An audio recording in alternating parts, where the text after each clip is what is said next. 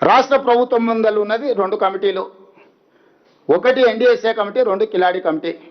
ఈ రాష్ట్ర ప్రభుత్వం ఎన్డీఎస్ఏ కమిటీ సూచనల్ని తూచా తప్పకుండా పాటించాలని నిర్ణయం తీసుకున్నది. దీంట్లో రెండో వాదనకి తావు లేదు. విస్పష్టంగా మేడిగడ్డ, అన్నారం, సుందిల్లా బ్యారేజీల విషయంలో, పునరుద్ధరణ విషయంలో రాష్ట్ర ప్రభుత్వం ఎన్డీఎస్ఏ సూచనల మేరకు, నిపుణుల కమిటీ ఆదేశాల మేరకే పనిచేస్తుంది తప్ప కిలాడి కమిటీల ఒత్తిడికి లొంగే సమస్యనే లేదు.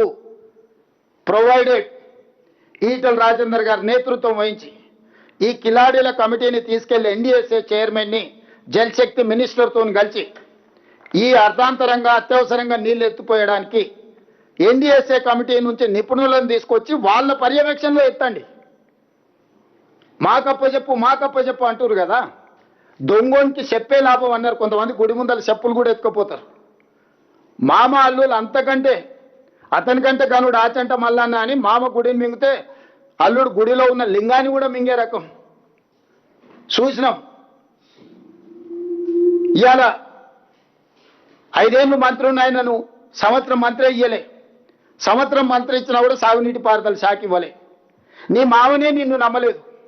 నువ్వు ఎంత కేటుగానువో, కమిషన్లో ఎంత అదనంగా వసూలు చేసినావో తెలిసి ఆయన లక్కీ నెంబర్ 6% ఆయనదైతే నా లక్కీ నెంబర్ 3% అని ఈయన వసూలు చేసిండు. బావకు 3 ఇస్తే మరి నాకు 1 అని ఉండాలి కానీ కొడుకు 1 వసూలు చేసిండు. మొత్తం కలిసి 10% ముక్కి బెక్కి బొక్కిన సంగతి నీ మామకి తెలిసే కదా నిన్ను దూరంగా పెట్టింది. సంవత్సరం నీకు మంత్రి ఇయ్యలేదు. ఆ తర్వాత ఇంకేదో ఇచ్చిండు. ఇప్పుడు వచ్చేసి మమ్మల్ని అడుగుతుండు నాకు ఇచ్చేసే శాఖ అని. ఎందుకంటే పాత కమిషన్లు కొన్ని రావాల్సినవి ఉన్నాయి, కాంట్రాక్టర్లు ఇవ్వలేదు. ఈ 3 నెలలు ఇస్తే అవన్నీ రాబట్టుకోవచ్చు, వాళ్ళని బ్లాక్మెయిల్ చేయొచ్చు.